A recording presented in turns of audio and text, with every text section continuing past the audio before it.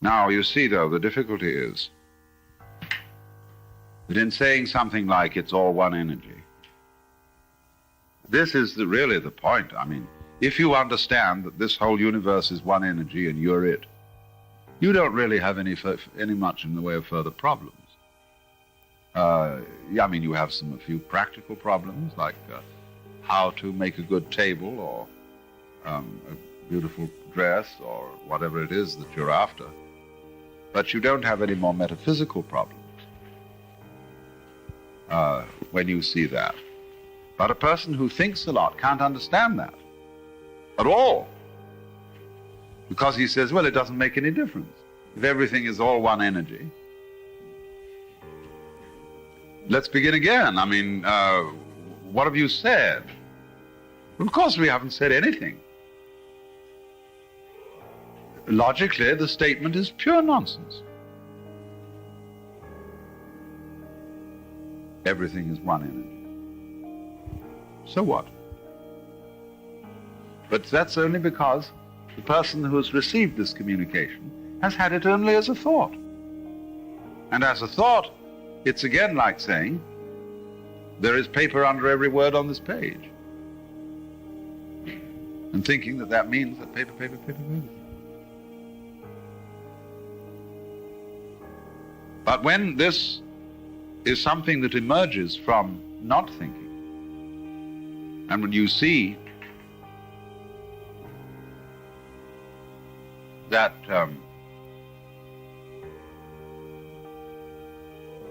you've been bamboozled all your life long, you've been bugged by everybody else into thinking that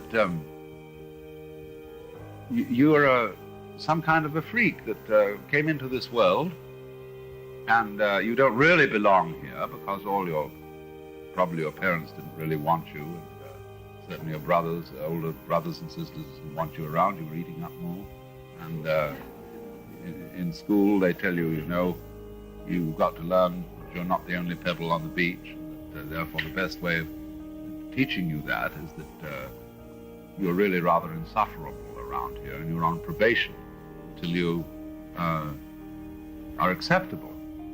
Well, babies then grow up, you see, with this treatment, feeling strangers, feeling that the earth is something alien. And so we all have this feeling of being alone, of being impotent little puppets of a huge system going on. And so we are progressively fooled out of, really with our own cooperation, fooled out of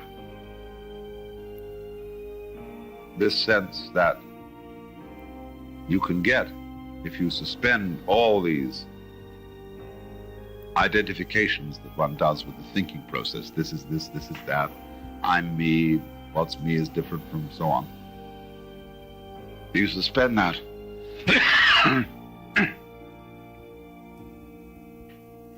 You see not simply that all those problems and all those definitions of who you are were unreal.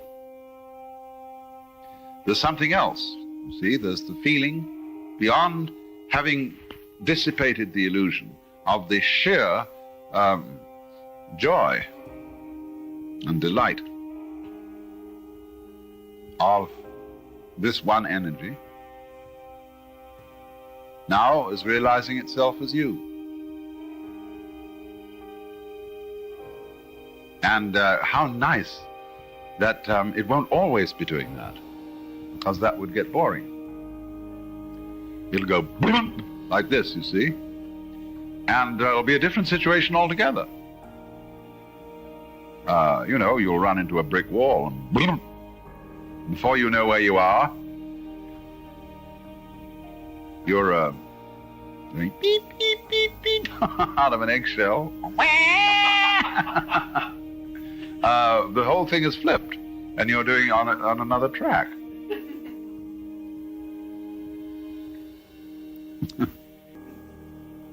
But there's only one you see. It's all the one energy.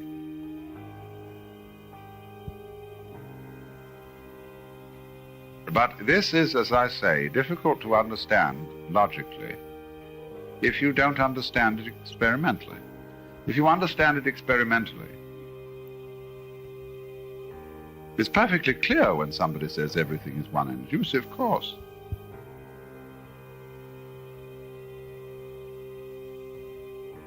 But the person who's stuck with the concept and has nothing more than the concept simply can't make any sense of it at all.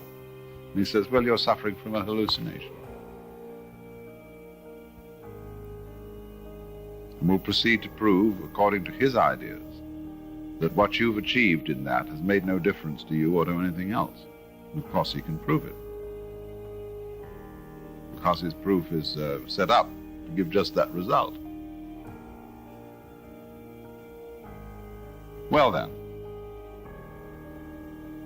I got into that at some length, the question of no thinking, because of trying to point out how one must avoid trying to understand space in such a way as to make it a thing. Like a box, you see, which contains all the objects in it. But a no thing, like space, is at the same time in cahoots with things. There are two aspects, two poles, two terms of the same one energy.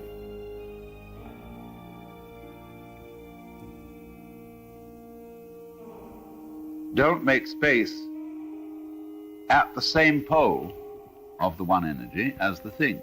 It's the opposite pole.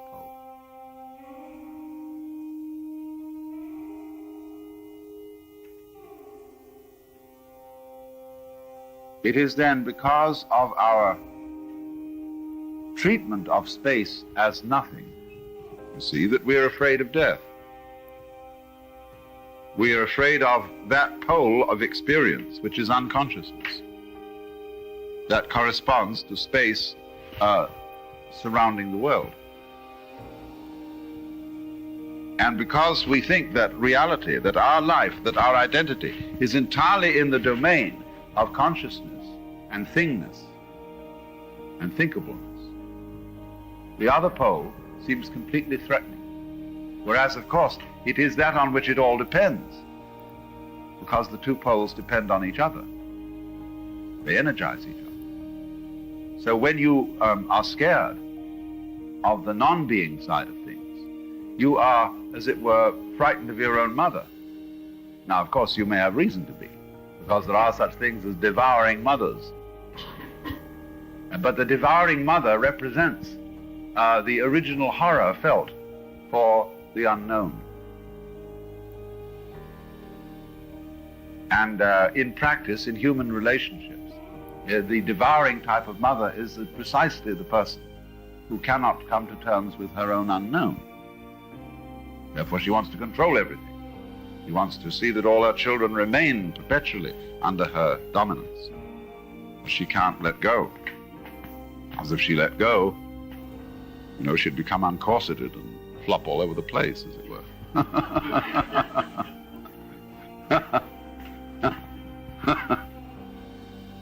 So,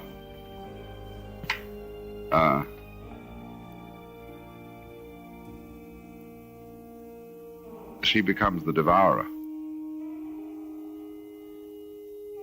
But you always conquer the devourer by dropping into it.